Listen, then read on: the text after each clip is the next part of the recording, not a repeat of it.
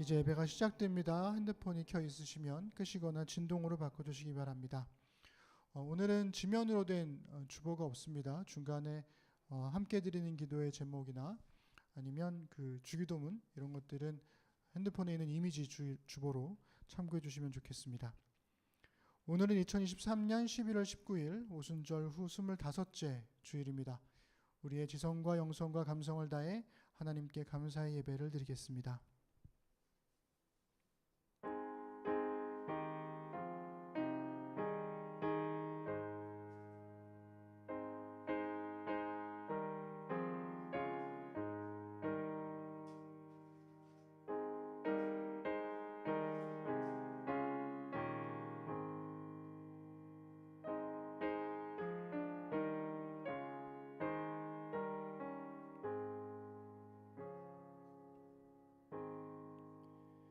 여호와께서 사람의 걸음을 정하시고 그의 길을 기뻐하시나니 그는 넘어지나 아주 엎드러지지 아니함은 여호와께서 그의 손으로 붙드심이로다.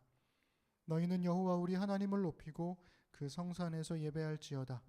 여호와 우리 하나님은 거룩하심이로다. 아멘. 우리 찬양하겠습니다.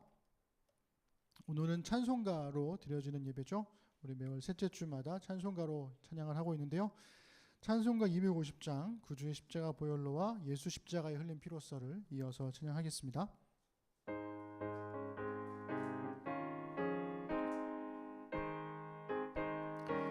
구주의 십자가 보혈로 구주의 십자가 보혈로 죄 씻음 받기를 원하네. 내 죄를 씻으신 주 이름 찬송합시다. 찬송합시다. 찬송합시다. 내 죄를 씻으신 주 이름 찬송합시다. 죄악을 속하여 주신 주 내 속에 들어와 계시네. 십자가 앞에서 주 이름 찬송합시다. 찬송합시다. 찬송합시다. 내 죄를 씻으신 주 이름 찬송합시다. 주 앞에 흐르는 생명수 날 씻어 정하게 하시네. 내 기쁨 정성을 다하여 찬송합시다. 찬송합시다. 찬송합시다. 내 죄를 씻으신 주 이름 찬송합시다. 내 주께 회개한 영혼은 생명수 가운데 젖었네. 흠없고 순전한 주 이름 찬송합시다. 찬송합시다. 찬송합시다. 내 죄를 씻으신 주 이름 찬송합시. 예수 십자가의 흘린 피로써 그대는 씻기어 있는가. 더러운 죄 회개하는 능력을 그대는 참 의지하는가. 예수의 보혈로 그대는 씻기어 있는가. 마음속에 여러 가지 죄악이 깨끗이 씻기어 있는가. 주 예수와 밤낮으로 늘 함께 그대는 행동을 하는가. 아무 때나 어디서나 그대는 십자가 붙들고 있는가. 예수의 보혈로 그대는 씻기어 있는가. 마음속에 여러 가지 죄악이 깨끗이 씻기어 있는가? 주님 예수 다시 올 때 그대는 영접할 예복이 있는가? 그대 몸은 거룩한 곳 성중에 들어갈 준비가 됐는가? 예수의 보혈로 그대는 씻기어 있는가? 마음속에 여러 가지 죄악이 깨끗이 씻기어 있는가? 모든 죄에 더러워진 예복을 주 앞에 지금 다 벗어서 샘물같이 솟아나는 보혈로 눈보다 더 이게 씻으라. 예수의 보혈로 그대는 씻기어 있는가? 마음속에 여러 가지 죄악이 깨끗이 씻기어 있는가? 아멘. 이런 찬양송가를 부르면 어릴 때 생각이 많이 납니다. 우리 교회에서 제가 어릴 때는 부흥회 할 때 그 피아노가 아마 한 대 정도 있었을 거고, 그 다음에 그 옆에 북 치는 사람이 있었어요. 큰 북을 치면서 보미는 모르는구나. 그래서 큰 북을 이렇게 그 앞에 방석 놓고 무릎 꿇고 둥둥 치면서 이제 부르는 거예요. 그 북 치는 소년이 저였습니다. 그래서 이런 찬송가를 부르면 이 곡을 뭐 부흥사분들이 막 한 번 부르고 안 끝나잖아요. 막 5번, 6번 부를 때 계속 북을 쾅쾅 치는 거죠. 박자가 못 맞추면 혼나고 그렇게 했던 기억이 나네요. 참 어렸을 때는 참 많이 그랬습니다. 네, 우리 십자가를 질 수 있나 이 찬양 우리 함께 고백하겠습니다.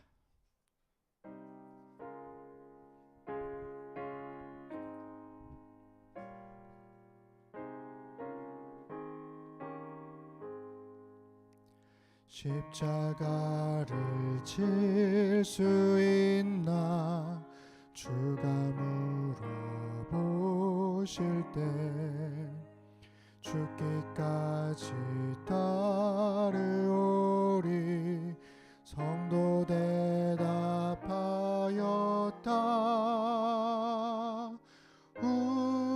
우리의 심령 주의 것이니 주님의 영상 만드소서.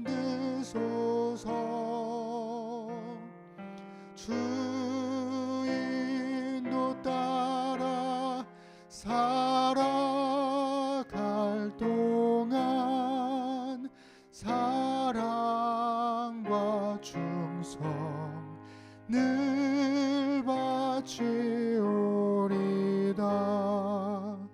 너는 기억하고 있나 구원받은 강도를 그가 회개하였을 때 낙원 허락받았다.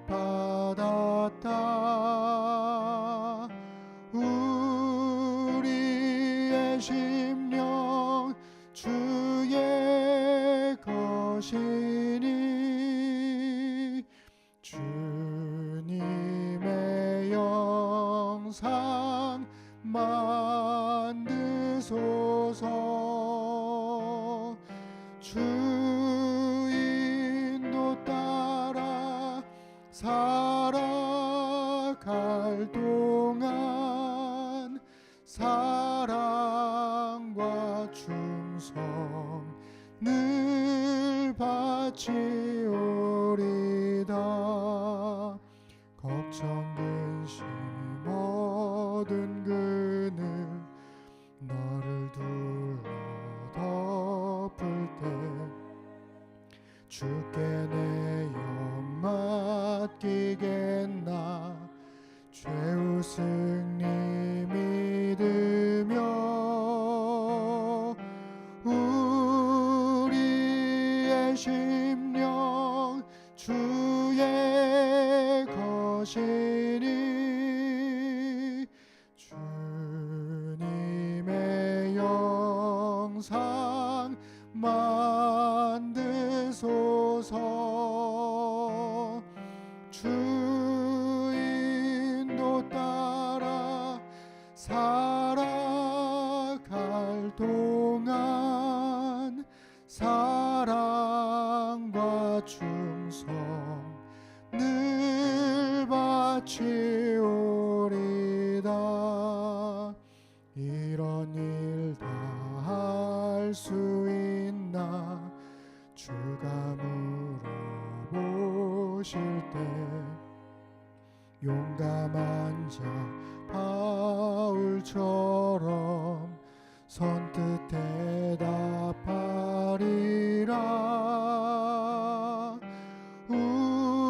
우리의 심령 주의 것이니 주님의 형상 만드소서. 주 인도 따라 살아갈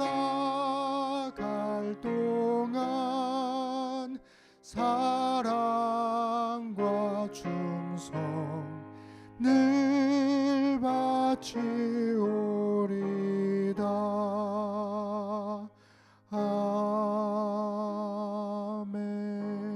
아멘. 우리 이어서 382장도 찬양하겠습니다.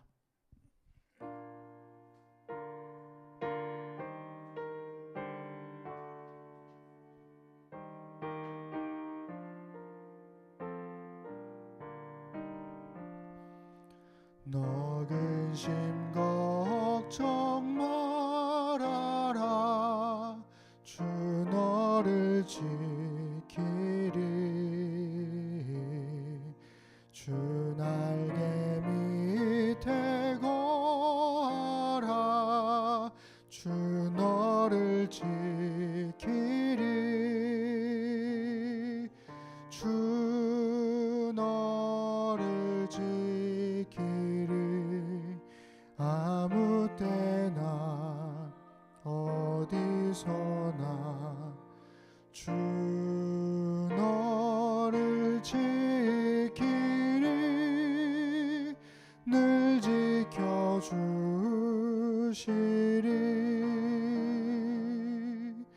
어려워 낙심될 때에 주 너를 지키리. 위험한 일을 당할 때 주 너를 지키리. 주 너를 지키리.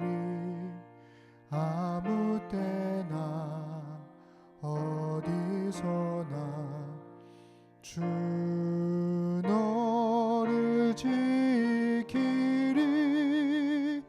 늘 지켜주시리.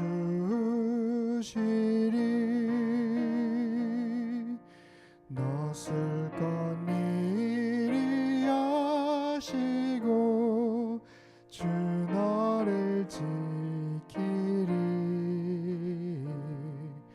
구하는 것을 주시며 주 너를 지키리. 주 너를 지키리. 아무 때나 어디서나 주 너를 지키리. 늘 지켜주시리.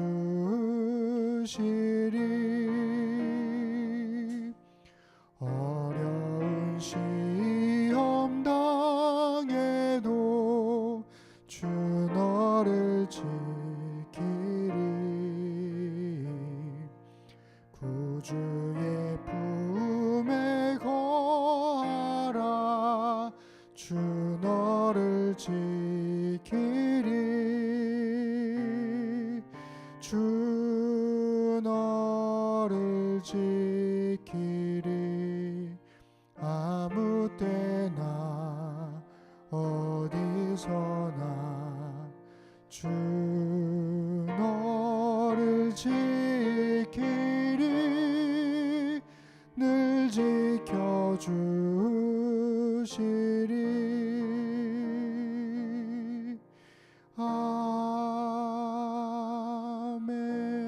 아멘.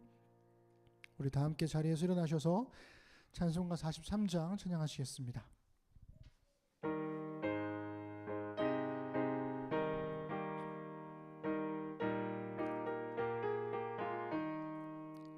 즐겁게 안식할 날 반갑고 좋은 날 내 맘을 편케 하니 즐겁고 기쁜 날 이 날에 천하 만민 다 보좌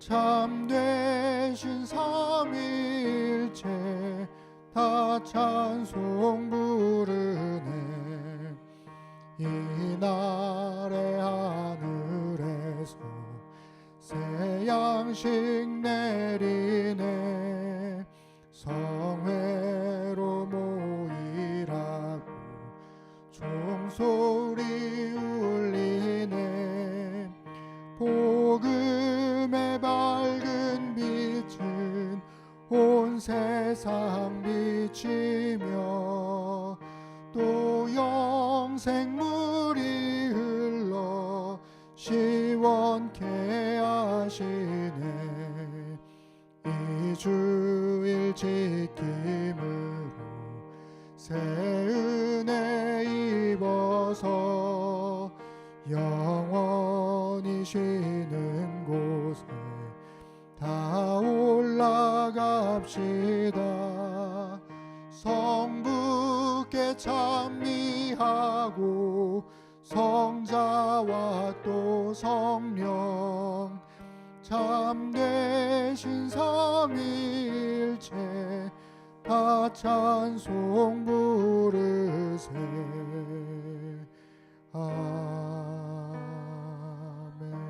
아멘. 기도하겠습니다.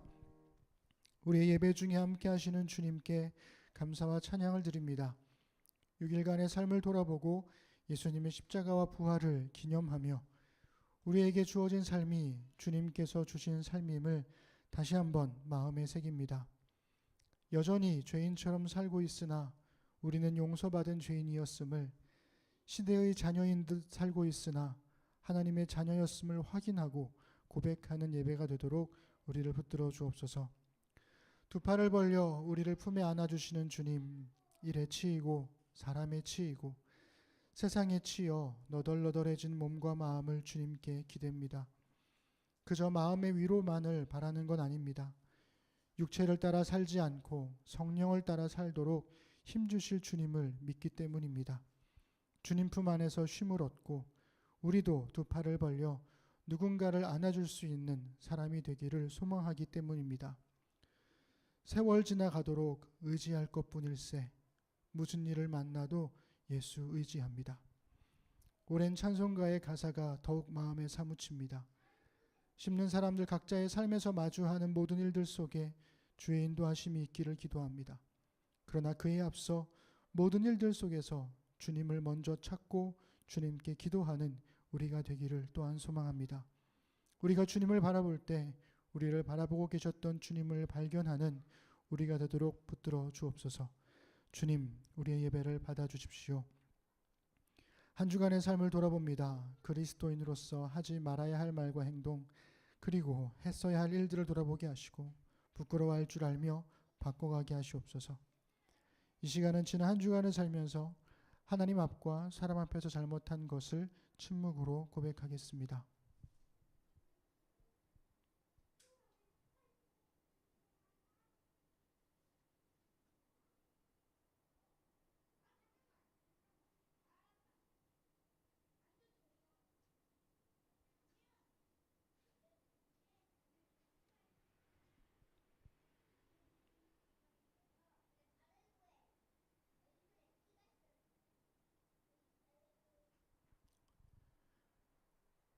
자신의 죄를 고백한 주의 자녀들에게 주께서 다음과 같이 사함의 말씀을 주십니다. 너희는 옷을 찢지 말고 마음을 찢고 너희 하나님 여호와께로 돌아올지어다. 그는 은혜로우시며 자비로우시며 노하기를 더디하시며 인애가 크시사 뜻을 돌이켜 재앙을 내리지 아니하시리라. 아멘. 이제 개인적인 회개를 넘어 우리 주보인을 함께 드리는 기도의 제목을 보고 소리내어 기도하겠습니다. 이미지 주보를 확인하시기 바랍니다. 첫 번째는 우리 예배를 위해서, 두 번째는 나라와 교회를 위해서, 세 번째는 우리 국제사회를 위해서, 네 번째는 우리 심는 사람들을 위해서 기도해 주시면 좋겠습니다. 특별히 새로운 도전을 하고 있는 은빛자매, 영주자매, 그리고 시험 앞두고 있는 진영자매, 또 결혼 예비 학교를 시작한 우리 가연자매를 위해서 기도해 주시고, 다음 주에 있을 선교사님 초청 예배를 위해서도 함께 기도해 주십시오. 그리고 오늘 출장을 간 우리 한규 형제와 또 세미 가정을 위해서 함께 우리 기억나는 대로 소리내어 기도하겠습니다. 전능하신 아버지 하나님, 오늘도 아버지 앞에 우리의 삶을 드리고 우리의 마음을 드립니다. 예배 가운데 함께 하시는 주님의 은혜를 고백하되 우리를 창조하시고 구원하시고 함께 하시는 주님을 높여드리도록 우리의 삶과 우리의 마음을 붙들어 주옵소서. 하나님, 겨울이 오왔습니다. 가난한 이들의 겨울을 따뜻하게 보듬을 수 있는 나라가 될 수 있도록 정부는 정부대로, 시민단체는 시민단체들로, 각 개인들은 각 개인대로 우리 안에 작은 나눔들이 큰 은혜로, 큰 따스함으로 전해질 수 있도록 하나님 인도하여 주옵소서. 성경을 읽고 기도하며 선한 일에 도전한 한국교회가 되도록 도와주시고 세상으로 보냄받은 교회가 될 수 있도록 주님께서 인도하여 주옵소서. 미국과 중국을 중심으로 재편된 세계가 상생의 길을 찾게 하기를 원합니다. 주님, 권력을 가진 자들의 오만함을 깨뜨려 주시고 그 시대의 어둠 속에서도 하나님의 통치를 고백할 수 있도록 하나님 우리와 함께하여 주옵소서. 갈 길을 찾고 싶습니다. 살 길을 발견하고 싶습니다. 정치, 경제, 사회, 문화, 환경 문제 등 수많은 문제들이 우리 앞에 놓여져 있을 때 누군가는 위기를 말하고 누군가는 소망을 말하지만 우리의 소망은 여전히 하나님 앞에 있음을 고백하는 우리가 되도록 도와주시고 하나님께만이 우리의 살 길이 열려 있음을 고백할 수 있도록 인도하여 주옵소서. 역대한 말씀 묵상을 통해서 주의 말씀을 묵상하고 살아내도록 도와주십시오. 하나님의 말씀과 이스라엘의 역사를 통해서 오늘 우리에게 하시는 주의 음성을 듣게 하시고 그 말씀을 따라 우리에게 주어진 삶들을 살아가도록 함께하여 주옵소서. 아주 작은 거룩한 습관 모임을 통해서 저들의 이 작은 헌신과 모임들이 성령의 돌봄과 이끄심을 경험하도록 하나님 함께 해주시고, 하나님 우리가 한 두세 사람이 모인 곳에 주께서 함께 하신다 말씀하셨으니 하나님 그 고백대로 하나님 저들과 함께 하여 주시기를 원합니다. 은빛자매와 영주자매가 새로운 도전들을 시작을 했습니다. 우리 진영자매는 시험을 앞두고 있습니다. 가연자매는 결혼예비 학교를 시작했습니다. 그 외에도 아버지 각자 삶 속에서 새로운 도전들, 새로운 일들은 끊임없이 벌어지고 있습니다. 그때마다 하나님 앞에 우리가 기도하게 하시고 간구하게 하시고 주님을 찾게 하시고 주님의 인도하심을 경험할 수 있도록 인도하여 주옵소서. 다음 주에는 우리 김동무 선교사님 초청해서 함께 예배를 드립니다. 주시는 말씀을 통해서 함께 나누는 이야기를 통해서 큰 복과 은혜를 누리도록 도와주시고 또 한 번의 믿음의 도전들이 우리 안에 있도록 하나님 붙드시고 인도하여 주옵소서. 변치 않으시는 주님의 삶과 은혜가 있기를 간절히 소망하며 기도합니다. 이제 우리의 기도가 온전해지도록 주님께서 가르쳐 주신 기도를 한 목소리로 교독하겠습니다. 하나님은 온 우주를 품으신 우리의 아버지십니다. 하나님의 거룩함에 참여하는 삶을 살겠습니다. 하나님 나라의 새로운 질서를 선취하기 위해 예수님의 말씀에 순종하겠습니다. 내 뜻이 아닌 하나님의 뜻에 순종하겠습니다. 먹고 사는 문제를 하나님께 기도하고 나누는 삶을 살겠습니다. 나를 용서하신 예수님을 믿음으로 나도 다른 사람을 용서하며 살겠습니다.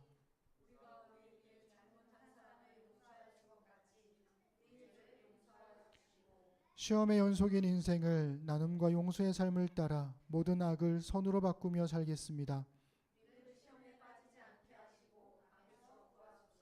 이 모든 기도는 응답될 것입니다. 왜냐하면 우리가 이렇게 고백하기 때문입니다. 나라와 권능과 영광이 영원히 아버지의 것입니다. 아멘. 자리에 앉으시기 바랍니다.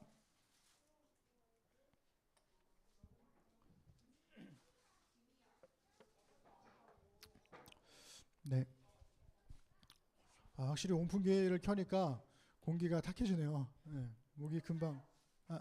괜찮아요. 춥지 않아요? 그래요? 네. 목소리가 금방 잠겨가지고. 네, 우리 심령교회 예배는 주일 오후 2시에 이곳 공존 이든 센터에서 예배를 계속 드리고 있습니다. 유튜브 라이브로 심령교회 예배를 보실 수 있습니다. 함께 참여해 주시면 좋겠습니다. 아주 작은 거룩한 습관 모임이 계속 진행 중에 있습니다. 함께하는 분들 열심히 해주시고 또 서로 간에 좋은 교제와 도전이 있기를 바랍니다. 말씀 묵상이 이제 내일이 23번째일 거예요.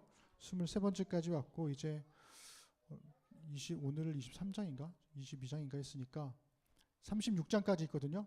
얼마 안 남았습니다. 반쯤 지난 것 같은데 네, 열왕기와는 또 다른 재미가 있어가지고 저도 이번에 하면서 굉장히 많은 걸 배우고 있습니다. 함께 하시면 좋겠습니다. 다음 주에는요 우리 김동문 선교사님 초청해서 예배를 드릴 건데요. 오전 11시 예배를 드릴 겁니다. 전날 그 익산에 있는 교회에서 목금토 이렇게 3일 동안 뭐라 그러죠? 성지 예루살렘에 있는 그 여러 성경 물품들 이런 것들을 전시하는 게 있나 봐요. 그래서 그거를 익산에서 하시고 토요일 날 올라오셔서 저희 집에서 밤에 주무시고 아침에 이제 같이 예배 와서 여기서 11시 예배 드리고 끝나고 나면 수원에 있는 교회에서 또 이제 주일부터 화요일까지인가 이렇게 또 있어가지고 계속 이제 바쁘시더라고요. 그래서 우리는 예배 드린 다음에 곧바로 이제 끝나면 모시다 드려야 돼요, 수원에. 그래서 이제 설교만 듣고 그냥 딱 끝내면 우리가 질의응답을 못 하잖아요. 그래가지고 좀 고민이 되긴 하는데 그래서 다음 주에는 예배를 좀 간소화해서 선교사님의 설교를 듣고 질의응답까지 하고 보내도록 최대한 그렇게 예배를 좀 꾸며볼 테니까 여러분들도 다음 주에 있을 예배뿐만 아니라 다른 것들까지도 뭐 성경에 관한 여러 가지 질문들이 있으시면 허심탄회하게 질문하시고 물어보시면 좋을 것 같습니다. 그래서 여러분들이 질문을 하시면 하실수록 가져가실 수 있는 게 훨씬 더 많으실 거예요. 진짜 던지면 나오는 게 답이기 때문에 하여튼 그렇게 해주시면 좋겠습니다. 그래서 다음 주에는 저한테 이제 2개 중에 골라라. 레위기에 있는 예배와 예배자 사이 이거랑 옥합 중에서 골라라 그래가지고 제가 옥합하겠습니다. 그래서 다음 주에 옥합에 담긴 향유를 부은 것은 이런 것들 아마 모르겠습니다. 다음 주에 옥합을 들고 오실지는 모르겠는데 좀 보고 싶기도 하고 궁금하기도 하고 그렇습니다. 안 들고 오면 우리 야유 한번 보내드리죠. 들고 오실 수 있게. 주중에 수요일날 오후 3시에 인천 쪽방 상담소 거기에 이제 우리가 하반기 나눔을 하죠. 그래서 이한이 광고할 거야? 이한이 무슨 소식 있어? 그래서 지훈 형제랑 가연 자매 또 보미 자매가 함께 해주셨는데요. 인천역에 있더라고요. 우리 지난번에 우리 심는 아이들하고 소풍 갔을 때 거기 근처더라고요. 그래서 거기 가서 라면 박스를 전달하고 또 이제 혼자 사시는 독거 어르신들 직접 방문해서 이제 라면 전달하는 것까지 하고 돌아오도록 하겠습니다. 함께 마음 나눠주셔서 감사드립니다.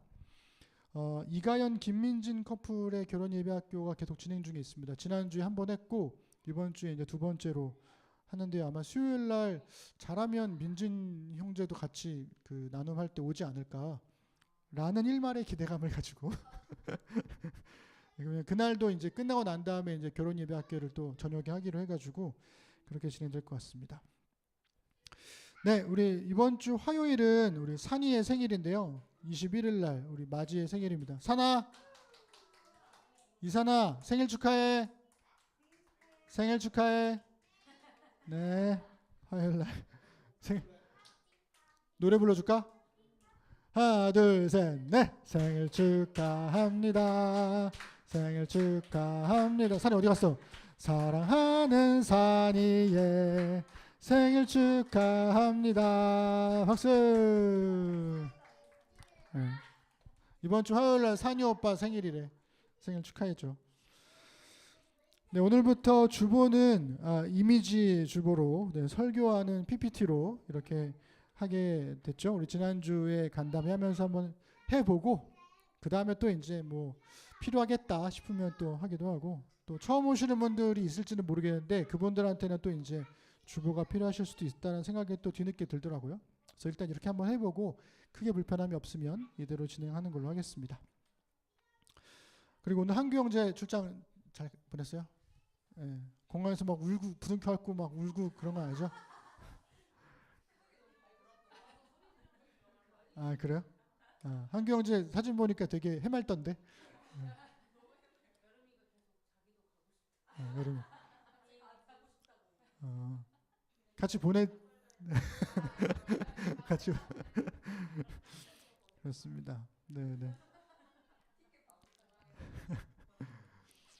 우리 찬송가 214장 함께 찬양하겠습니다.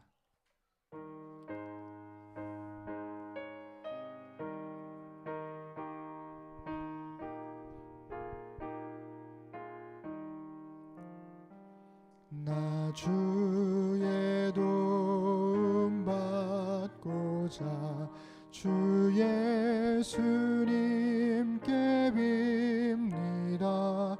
그 구원 허락하시사 날 받아주소서. 내 모습 이대로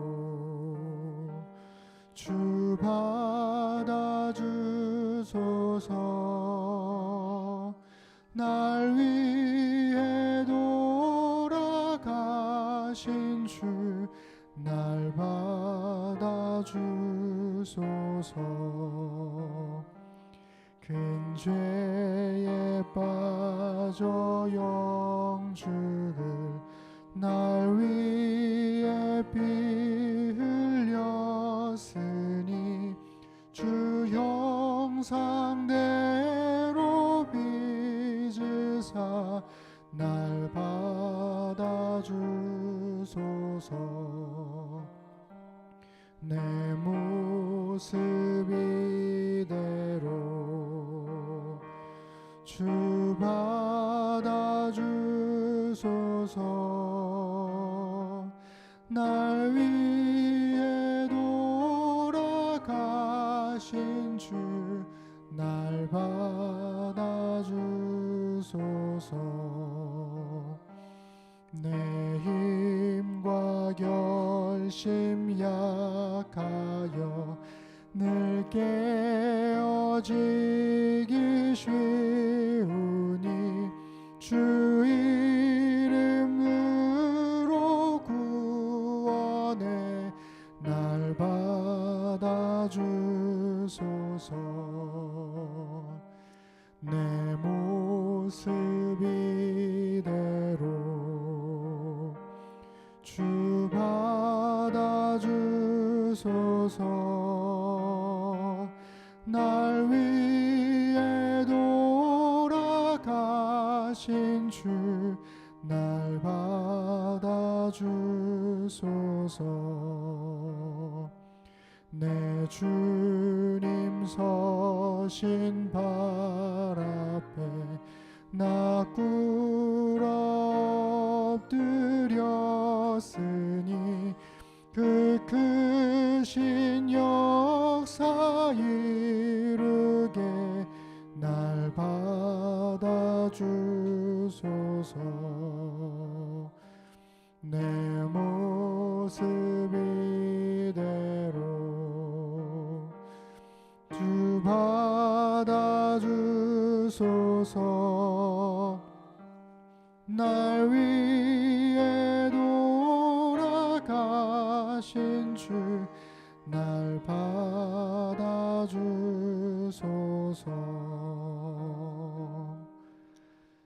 아멘.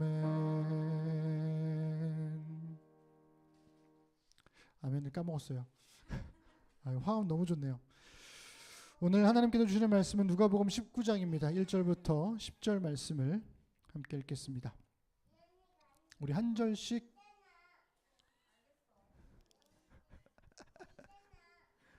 했잖아. 이 말투는 누구 말투지? 너무 귀여운 거 아니야? 제가 이거 그 번호를 잘못 매겼네요. 중간에 틀려가지고.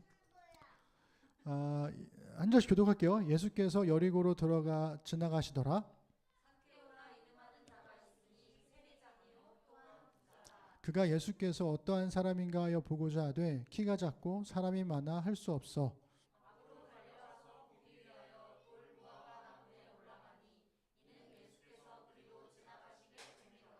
예수께서 그곳에 이르사 쳐다보시고 이르시되 삭개오야 속히 내려오라 내가 오늘 내 집에 유하여야 하겠다 하시니 무사람이 보고 수군거려 이르되 저가 죄인의 집에 유하러 들어갔다 하더라. 여러분들이요?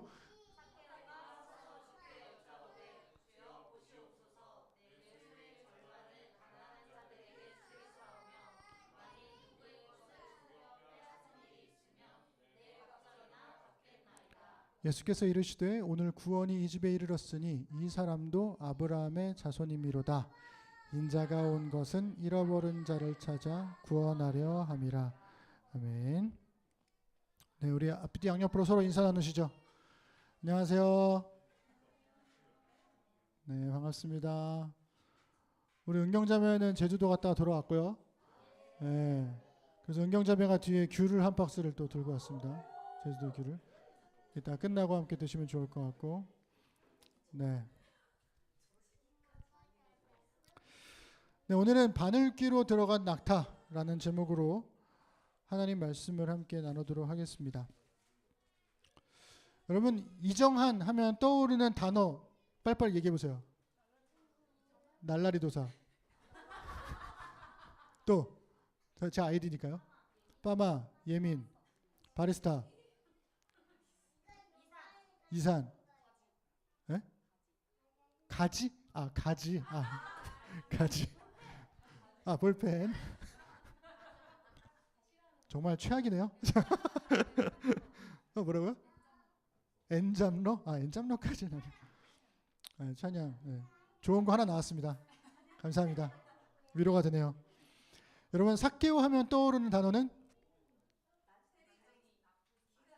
키가 작다, 세리장, 나무, 돈? 네, 돈. 저는 옛날 성경을 봐서 그런지 삭개오 하면 떠오르는 단어는 뽕나무예요. 뽕나무 꼭대기로 올라갔어요. 이 찬양 있었거든요. 네, 그래가지고 늘 뽕나무. 자꾸 봄이자매 자꾸 모른다고 하면 제가 왜 모르지? 교회를 열심히 안 다녔나? 그 찬양 몰라요 진짜? 진짜요? 그러네요. 죄송해요. 제가 어렸을 때 그래서 삼류 영화도 아니고 뽕나무가 뭐냐, 작은 키의 뽕나무 그러면 너무 에로 영화 같잖아요. 그래가지고 어릴 때 숱하게 들었던 나무가 뽕나무였는데 성경은 그거를 좀 잘 번역을 해서 돌무화과 나무 이렇게 번역을 잘 했습니다. 그러니까 뽕나무가 아니라 돌무화과 나무인 거죠. 누가복음은 삭개오를 두 가지로 소개를 하는데요. 하나는 세리이고 또 하나는 부자입니다. 세리장과 부자. 여러분 이런 이야기를 이 두 가지 하나를 우리가 딱 들으면 별 느낌이 없잖아요. 누가복음을 처음부터 이렇게 쭉 읽어 나가면 이 두 가지는 되게 의미가 좀 다르게 다가오게 되어 있습니다. 왜냐하면 누가복음에서 세리는요 어떤 느낌이냐면 사람들의 미움을 받지만 대부분은 예수님과 함께 식사를 하고 예수님의 말씀을 들으려고 하는 사람들로 나타나요. 다 찾아볼 수는 없지만 대표적인 게 이 레위라고 하는 사람입니다. 누가복음 5장에 보시면 레위라는 세리가 세관에 앉아있는 것을 보시고 따르라 하시니 그가 모든 것을 버리고 일어나 따르니라 그랬단 말이죠. 그리고 오늘 읽은 이 15장 1절에서도 모든 세리와 죄인들이 말씀을 들으러 가까이 나아오니, 그러니까 누가복음에서 세리는 사람들에게는 미움을 받지만 예수님을 따르려고 하고 말씀을 들으려는 사람들이란 말이죠. 그런데 반면에 누가복음에서 부자는요, 좀 달라요. 이 사람들은 하나님을 거부하는 사람들, 사람들에게는 하나님의 복을 바라는 사람들로 인정을 받지만 대부분은 자신의 재산 때문에 예수님을 따르지 않는 사람들로 나타나는 게 바로 이 부자들입니다. 16장에 보시면 나사로와 부자 얘기해서 부자가 죽죠. 고통 중에 눈을 들어 아브라함과 그의 품에 있는 나사로를 본다, 이렇게 나오고요. 누가복음 18장에서, 그러니까 우리 19장 바로 앞에 있는 장인데요, 거기에서도 이 부자는 그 큰 재산 때문에 큰 부자임으로 말씀을 듣고 심히 근심하더라, 이렇게 나옵니다. 그러니까 누가복음의 맥락에서 보면 세리는 예수님, 사람들에게 미움을 받지만 예수님을 따르는 사람의 부류이고, 부자는 사람들에게는 인정을 받지만 예수님을 따르지 않는 부류인데, 삭개오는 예수님을 따르는 세리이자 동시에 예수님을 거절하는 부자로 등장하더라는 겁니다. 그러니까 이런 이야기를 들으면 이 삭개오라는 인물 안에 세리 캐릭터와 부자 캐릭터가 뒤섞여 있으니까 누가복음을 읽고 있는 초대교회 그리스도인들에게서는 도대체 이야기가 어떻게 진행될까 궁금하게 되더라는 거죠. 그런데 그 자체로도 매력적일 수 있는 이 삭개오의 이야기는요, 사실은 18장에서부터 이어지는 누가 과연 구원을 받을 수 있을 것인가, 이 맥락에서, 이 더 큰 이야기의 맥락에서 읽어야, 그래야 제대로 보입니다. 누가복음 맥락이 이렇습니다. 18장 9절부터 시작되는데요, 9절에서 함께 우리가 읽어볼까요? 시작. 또 자기를 의롭다고 믿고 다른 사람을 멸시하는 자들에게 이 비유로 말씀하시되, 그러니까 자기를 의롭다고 믿고 멸시하는 사람들에게 예수님께서 이제 비유로 이야기를 해주기 시작하심에서부터 시작해서 삭개오 이야기까지가 한 단락이 되는 거죠. 그래서 9절부터 14절을 보시면 바리새인과 세리 두 사람이 하나님께 기도하거든요. 근데 바리새인이 아니라 세리가 구원을 받는다, 이렇게 이야기가 전개됩니다. 구원에 대한 사람들의 고정관념을 깨뜨리시는 거죠. 아이들은 저리 가라, 애들은 가라 그랬는데 예수님께서 아이들을 받아들여 주세요. 아이들 막지 마라, 어린아이와 같아야 된다, 이렇게 하십니다. 18절부터 25절 가면 좀 전에 우리 봤던 이 부자 관리는 누가 봐도 구원받을 만한 삶을 살아온 것 같은데 이 사람은 구원의 문턱을 넘지 못해요. 그런데 누가 봐도 구원받지 못할 것 같은 맹인이 등장하거든요. 그 사람은 구원을 받더라는 거죠. 그러니까 다른 사람을 멸시하는 이 사람들을 향해서 구원에 대한 편견들을 다 깨주시는 거예요. 이런 사람들이 구원받을 것 같아? 아니야. 이런 사람들은 구원 못 받을 것 같지? 아니야. 예수님께서 이렇게 계속 말씀을 이어가시는 겁니다. 그러면서 특별히 부자 관리에 관한 이야기가 삭개오와의 이야기와 직접적으로 긴밀하게 연결이 돼요. 먼저 18장의 부자 관리에 관한 이야기는 그가 예수님을 찾아와 가지고 어떻게 영생을 얻을 수 있습니까? 어떻게 하면 영원한 생명을 얻을 수 있겠습니까? 이렇게 물어봐요. 그러면서 예수님께서 말씀해 주시죠. 10계명을 지켰니? 그러니까 이 사람이 전 다 지켰습니다. 대단한 사람이죠. 그래서 어렸을 때부터 10계명을 비롯한 모든 계명을 다 지켰다고 얘기를 하니까 예수님께서 이렇게 말씀하십니다. 읽어볼까요? 시작. 예수께서 이 말을 들으시고 이르시되 내게 있는 것을 다 팔아 가난한 자들에게 나눠주라. 그리하면 하늘에서 내게 보화가 있으리라. 그리고 와서 나를 따르라 하시니. 아멘. 그렇습니다. 여러분, 이 부자 관리를 예수님이 좋아했을까요? 안 좋아했을까요? 안 좋아했어요? 그럴까요? 저는 그렇게 보지 않습니다. 해석이 좀 갈라지는데요. 왜냐하면 예수님께서 나를 따르라고 부르시는 사람들이 많지가 않아요. 실제로는. 예수님께서 나를 따르라 했던 거는 너는 내 제자가 될 만해. 넌 나의 길을 따라와. 너는 그럴 만한 사람이야. 이런 마음으로 부르시지 않았을까요? 물론 다를 수도 있겠지만 근데 제가 봤을 때는 이 사람이 어렸을 때부터 10계명을 비롯한 하나님의 율법을 다 지켰습니다. 저는 이렇게 성실한 마음으로 지켜왔습니다. 그럼에도 불구하고 어떻게 해야 영생을 얻을 수 있는지를 나는 모르겠습니다라고 하는 이 질문 자체가 예수님에게는 굉장히 선해 보였던 게 아닐까. 예수님이 이 사람을 마음에 들어 하셔가지고 너 그래 날 따라와라. 근데 한 가지가 부족해. 너 재산 다 팔고 나한테 와. 그거 팔고 가난한 자들한테 주고 와. 이렇게 말씀을 하시더라는 거죠. 여러분 이게 왜 중요하냐면 이 조건이 중요한 이유는 이제까지는 부자 관리로서의 정체성을 가지고 살아왔지만 네가 나를 따르는 순간부터는 이제 제자로서의 정체성을 가지고 살아야 돼. 영생을 얻고 싶어? 내가 진짜 종교적인 열심이 뭔지, 영생을 얻는 길이 뭔지를 내가 제대로 가르쳐 줄 테니까 너 내 동료가 되라. 그 유명한 이야기. 너 내 제자가 되라. 이렇게 말씀하시는 거죠. 종교적인 계명을 다 한다는 것, 지킨다는 것, 이것은요 사회적인 책임을 다한다는 것과 같습니다. 하나님께서 이집트의 노예였던 이스라엘들을 구원하셔가지고 자기 백성 삼으셨잖아요. 그 다음에 그 백성들에게 알려주신 것이 율법과 계명이에요. 그 계명에는 반드시 그 당시에 가난한 사람들이었던 고아와 과부들에 관한 돌봄과 배려가 담겨 있습니다. 그러니 나를 노예에서 구원하신 하나님의 은혜를 믿는다면 나 역시 다른 사람들을 가난에서 구하는 사람으로 부르심을 받아야 한다라는 거죠.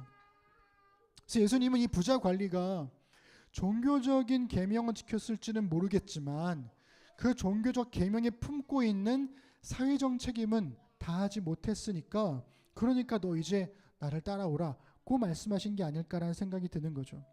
그런데 누가복음은요 그가 큰 부자였기 때문에 예수님을 따르지 않았다라고 이야기를 해요. 24절부터 27절 함께 읽겠습니다. 시작. 예수께서 그를 보시고 이르시되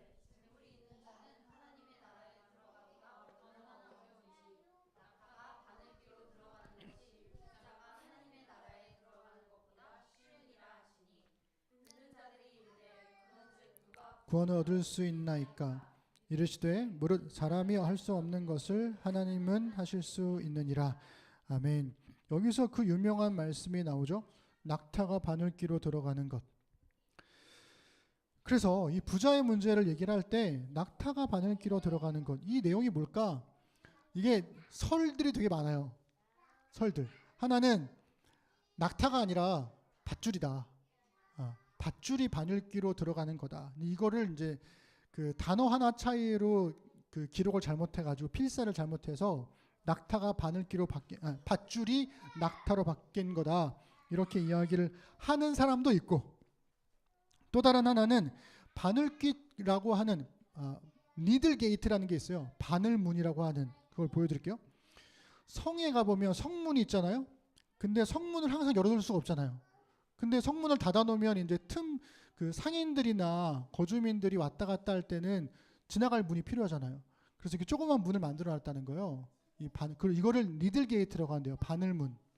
그래서 여기를 지나가려면 낙타나 노새에 올려져 있는 짐들을 다 내려놓고 낙타 지나간 다음에 그 다음에 이제 짐들을 다시 다 옮기고 해야 된다는 거죠. 그래서 이 낙타 바늘귀가 바로 이 니들 게이트다. 이렇게 하는 설도 있습니다. 네, 장단이 있어요. 정말 그런지는 모르겠어요. 왜냐하면 이 쪽문이 그 당시에도 있었느냐 그거에 대한 직접적인 증거가 없어가지고 사람마다 약간씩은 좀 차이가 있습니다. 그래서 저는 맥락상으로 봤을 때 밧줄보단 이게 조금 더 매력적이라는 생각이 들어요. 좀 더 그럴 것 같아요. 왜냐하면 실제로 바늘문을 통과를 절대 못해가 아니라 낙타나 노새가 통과하려면 할 수 있는데 그러려면 짐을 다 내려놔야 돼. 그러니까 부자도 네가 가지고 있는 모든 소유를 내려놔야 이 문을 통과할 수 있는 거야. 이런 의미로 말씀하신 게 아닐까. 요컨대 부자는 하나님 나라에 절대 들어가지 못한다가 아니라 자기 소유를 절대 내려놓지 못해서 들어가기 어렵다라는 말씀이 이 요지가 아닐까라는 생각이 듭니다. 그래서 누가 구원을 받느냐? 이 질문은 이처럼 선한 부자가 아니면 누가 구원을 받겠느냐? 이런 질문일 수도 있겠고, 재산을 포기하고 구원을 선택할 만한 부자가 과연 있겠냐? 이런 탄식일 수도 있지 않을까라는 생각이 듭니다. 그런데 그 어려운 일을 삭개오가 해낸 거죠. 이 삭개오가. 여러분, 부자 관리는요, 아르콘입니다. 이 관리를 관리로 번역된 말이 헬라어로 아르콘이거든요. 이 아르콘이 정확하게 어떤 직책을 말하는지가 나오지 않아요. 그러니까 유대교를 위해서 일했던 관리인지 로마를 위해서 일했던 관리인지는 모르겠지만, 만약에 그가 로마를 위해서 일했던 관리였다면 제 느낌상으로는 그냥 시장 정도? 시장? 삭개오는 세무과장? 이런 느낌이지 않을까 싶어요. 근데 삭개오는 유대인이지만 로마를 위해 일하는 세리장이었잖아요. 그죠? 그래서 우리 삭개오를 미워하잖아요. 근데 이 부자 관리는요, 아르콘이잖아요. 만약에 그도 로마를 위해서 일했던 사람이었다면 그가 유대인으로서 로마를 위해서 일하는 것과 삭개오가 로마를 위해서 일하는 것과 뭐가 다를까요? 그렇지 않습니까? 그런데도 사람들은 부자 관리는 구원을 받을 만하다고 여기고 삭개오는 죄인 취급을 합니다. 여기서 갈리는 거죠. 물론 사람들이 세리를 얼마나 싫어했는지도 알 수 있겠지만 그만큼 돈을 많이 가지고 있는 사람에 대한 어떤 일말의 존경, 이런 것도 있지 않을까 싶어요. 물론 삭개오도 돈이 많았지만. 삭개오가요, 예수님에 관한 소문을 듣습니다. 예수님을 보고 싶어 했어요. 키가 작았던 그가 예수님 보기 위해서 돌 무화과 나무로 올라갑니다. 제가 예전에 26살 그때 이제 이스라엘 갔었을 때 그 여리고가 원래는 닫혀 있었거든요. 그때도 전쟁 중이었기 때문에. 근데 들어가서 이틀째 지나고 우리가 돌아오는 그 전전날 여리고가 열린 거예요. 관광객들한테. 그래가지고 급하게 이제 들어가서 봤는데 이 큰 나무가 이제 돌 무화과 나무라고 하는 거고, 이 돌 무화과 나무 앞에 이런 비석이 있어요. 이 비석이 지금 잘 보이지 않지만 예수님 얼굴 올려다 보시는, 그다음에 여기 이제 어두워서 보이지 않지만 이쪽에 이제 삭개오가 위에서 바라보고 있는 모습이 이렇게 그려져 있습니다. 근데 이 돌무화과 나무가 여리고로 들어가는 길목에, 그러니까 입구 초입에 삼거리가 있는데 큰 대로가 삼거리로 열려져 있는데 그 삼거리의 중심부에 이 돌무화과 나무가 있어요. 그래서 여기 올라가면 이제 어느 방향에서 오든지 다 볼 수 있다라고 하는 거죠. 물론 이게 정말 그 돌무화과 나무인가? 그거는 모릅니다. 그냥 그렇다고 하니까 그런가 보다. 그리고 성경의 이야기와 가장 잘 맞아 떨어지기 때문에 그렇게 표현한 걸 수도 있겠고요. 어쨌든 그래서 나비가 귀에 꽂혔어. 네. 하여튼 그러면서 이 삭개오가 예수님을 만나기 위해서 위에 올라갔고, 그리고 예수님은 삭개오를 바라보시고 그의 집에 들어가겠다고 말씀하십니다. 그러니까 이게 굉장히 낯선 환경인 거예요. 삭개오는요, 어른이에요. 유대인 남자입니다. 높은 지위를 가지고 있는 체면이 있는 사람이에요. 그런데 그가 나무 위로 올라가는 거죠. 사람들이 되게 놀랐을 거예요. 그러니까 왜 올라갔을까? 그냥 흥미 때문이었을까? 아니면 삭개오도 18장의 부자처럼 자신도 구원받을 수 있는지를 묻고 싶었던 걸까? 아니면 모두에게 미움받는 자신만이라도 좀 봐달라는 마음 때문에 그랬던 걸까? 모르겠습니다. 그래서 이 뜬금없는 그 행동 때문에 사람들은 당황했을 거예요.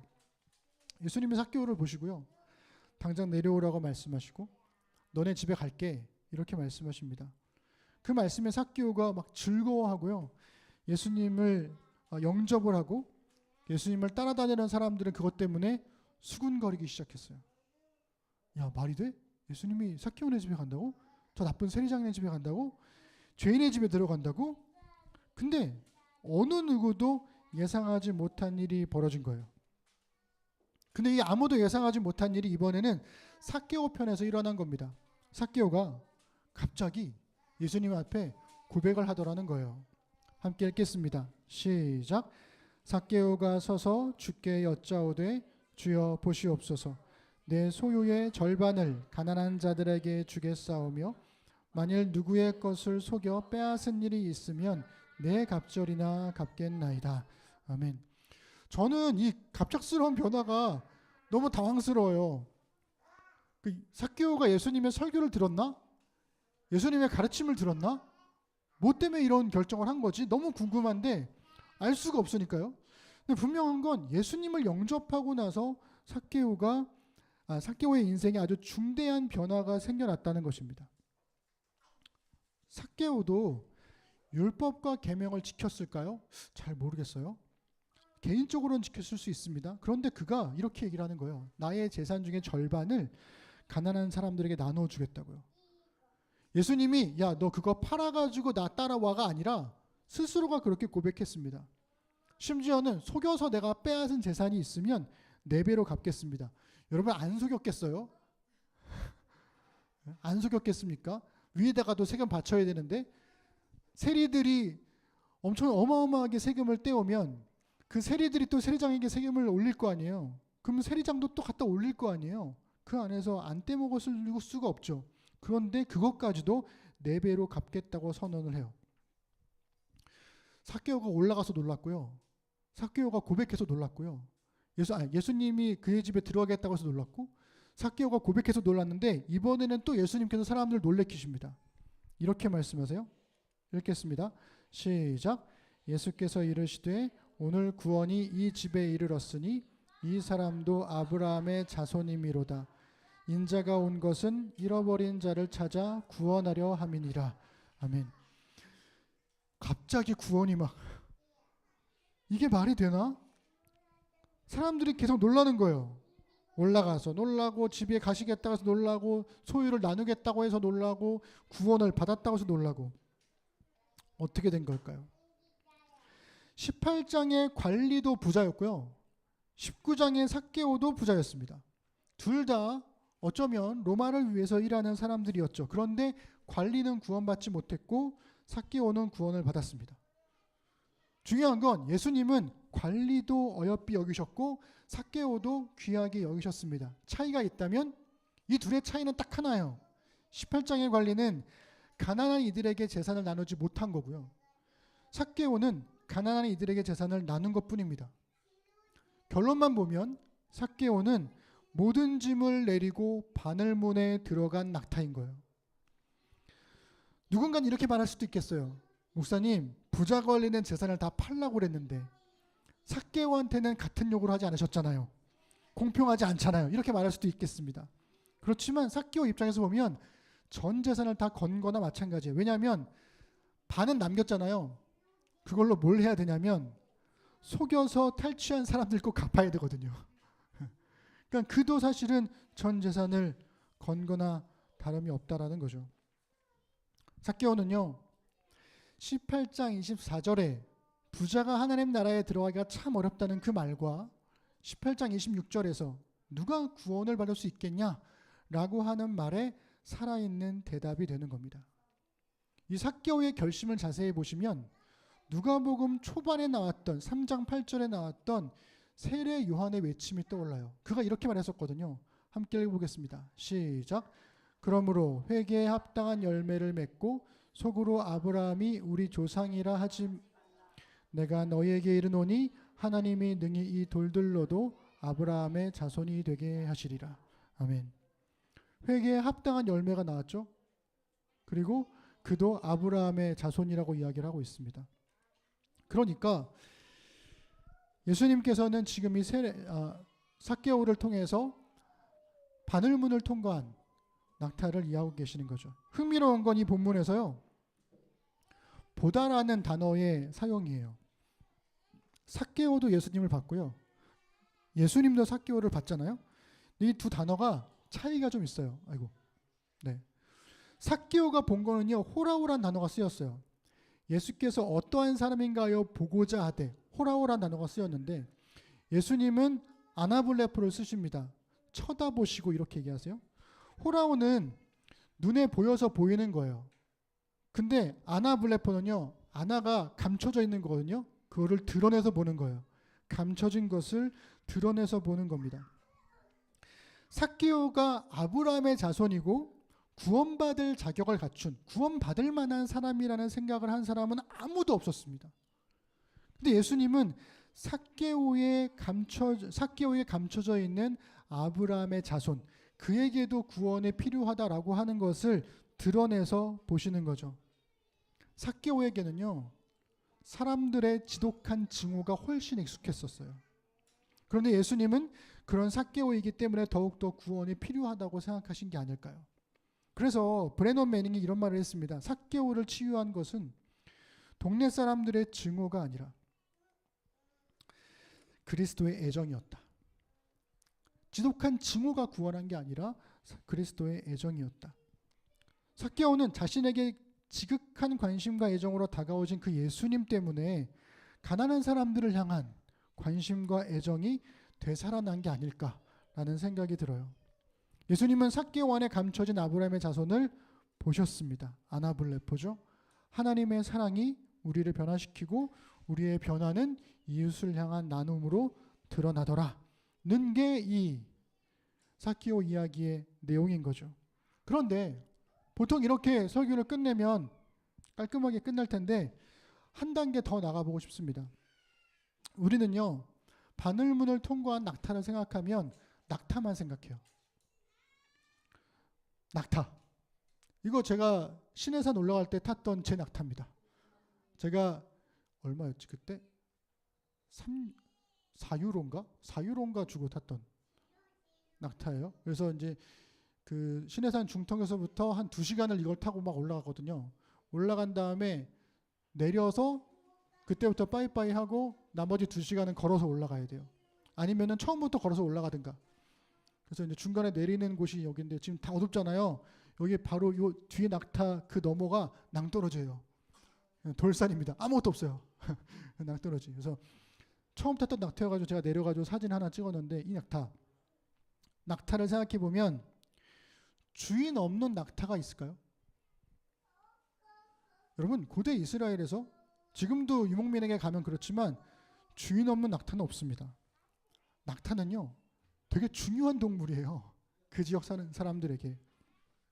그래서 바늘문으로 들어가는 낙타에 관한 예수님의 비유를 들은 사람들은요 당연히 뭘 떠올리냐면 낙타만 떠오르는 게 아니라 낙타의 주인이 함께 있는 그림을 떠올렸을 거예요.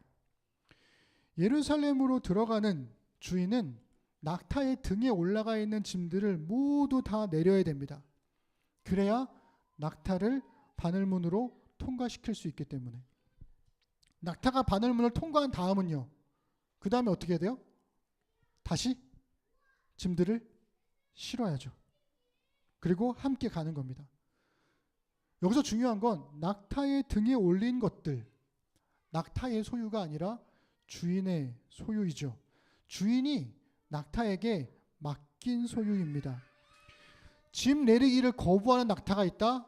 그 낙타는 그 짐을 자기 걸로 착각하고 있는 거죠. 게다가 낙타도 사실은 주인의 소유예요.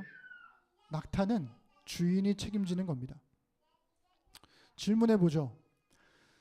낙타랑 짐 중에서 하나만 선택해야 된다면 주인은 뭘 선택해야 될까요? 낙타입니다. 왜일까요? 낙타에다가 짐을 싣고 왔다는 얘기는 이 주인이 가까운 데서 산 거예요? 멀리서 산 거예요? 멀리 산 거예요. 사업을 하러 온 건지 아니면 절기를 지키러 온 건지 모르겠는데 들어온 다음에 짐은 다 잃어도 낙타가 있으면 집까지 갈 수가 있어요. 그 사막 기후에. 근데 짐을 얻겠다고 낙타를 버리면 그럼 어떻게 되겠어요? 힘든 겁니다. 당연히 낙타를 선택을 하는 거죠. 그러면 반대로 생각해 봅시다. 낙타는요. 주인을 선택해야 될까요? 짐을 선택해야 될까요? 주인을 선택해야죠. 당연히. 짐을 선택하는 낙타는 없을 겁니다. 고대 근동의 자연환경과 기후에서 낙타는요. 생명과 직결되는 운송수단인데 그 얘기는 반대도 마찬가지라는 거예요. 낙타에게도 주인이 중요해요. 18장의 부자 관리 낙타는 짐을 선택했고요. 19장의 세리장 삭개오는 주인을 선택한 겁니다. 여러분들은 무엇을 선택하며 사시겠습니까? 그것이 이 삭개오 이야기를 통해서 하나님께서 오늘 우리에게 주시는 질문이 아닐까라는 생각을 해보게 됩니다. 기도하겠습니다. 하나님, 바늘귀를 통과한 낙타. 어쩌면 그 바늘귀는 바늘문이 아닐지도 모르겠습니다.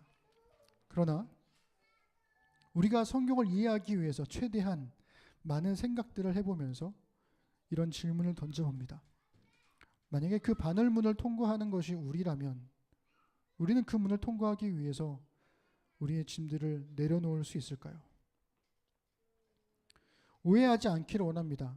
우리가 짐을 내려놓으면 통과한 다음에 다시 그 모든 짐을 주실 하나님이시라고. 그러나 주인은 거기에 관심이 없습니다. 우리의 소유를 내려놓은들 그것은 우리의 기쁨이 되어야 하는 것이지 또 다른 보상으로 여기면 안 되는 것이기 때문에 그렇습니다. 우리는 무엇을 선택해야 될까요? 주님은 우리와 소유 중에서 우리를 선택하셨습니다. 우리는 주님과 소유 중에서 무엇을 선택해야 될까요? 이 질문 앞에 겸손하게 대답할 줄 아는 우리가 되도록 인도하여 주옵소서. 감사드립니다. 예수님의 이름으로 기도드립니다. 아멘.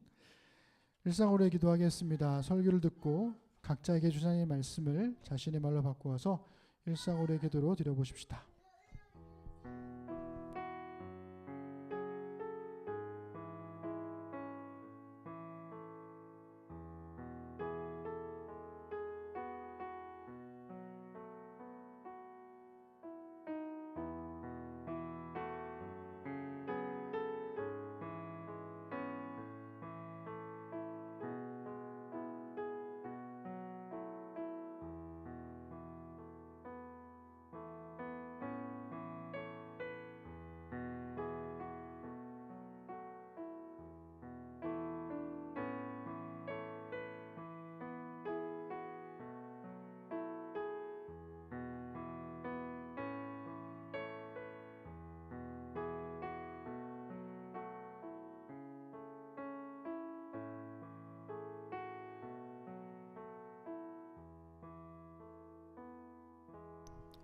우리 다 함께 자리에 수련하셔서 교회 찬양과 함께 우리의 예물을 하나님께 드리겠습니다.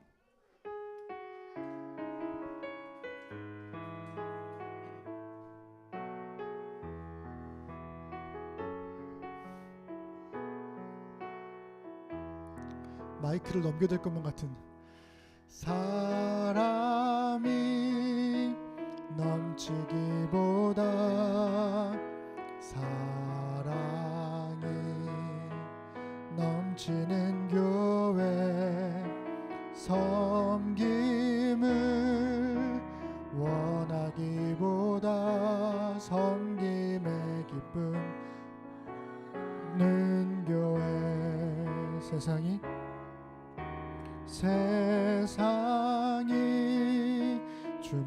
주목하기보다 주님이 주목하는 교회 화려한 겉모습보다 중심이 주를 향한 교회 주님이 피로 사신 아름다운 교회 서로를 사랑함으로 하나 되는 교회 주님이 머리 되신 거룩한 교회 우리 함께 만들어가요. 내 작은 생각보다도 내 작은 생각보다도 하나됨에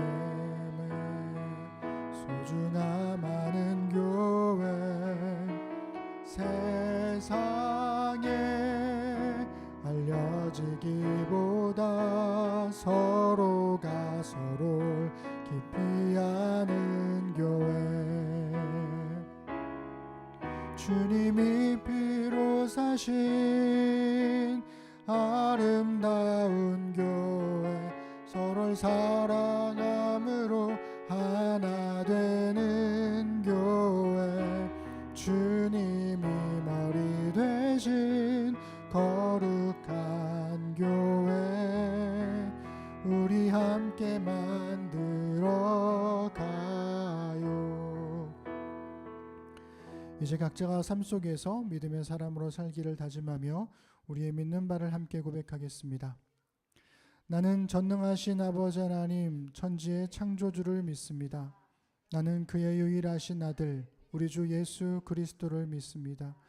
그는 성령으로 잉태되어 동정녀 마리아에게서 나시고 본디오 빌라도에게 고난을 받아 십자가에 못 박혀 죽으시고 장사된 지 사흘 만에 죽은 자 가운데서 다시 살아나셨으며 하늘에 오르시어 전능하신 아버지 하나님 우편에 앉아 계시다가 거기로부터 살아있는 자와 죽은 자를 심판하러 오십니다. 나는 성령을 믿으며 거룩한 공교회와 성도의 교제와 죄를 용서받는 것과 몸의 부활과 영생을 믿습니다. 아멘. 하나님, 이 시간 주신 말씀을 따라 함께 살아갈 날들을 신실하게 살겠다는 의미로 헌금을 드리고 신앙을 고백했습니다. 말씀이 삶으로 배어나와 우리 삶의 자리에 은혜의 흔적이 남게 하소서. 아버지 하나님과 주 예수 그리스도께로부터 평안과 믿음을 겸한 사랑이 형제와 자매들에게, 우리 주 예수 그리스도를 변함없이 사랑하는 모든 자에게 은혜가 있을지어다. 아멘.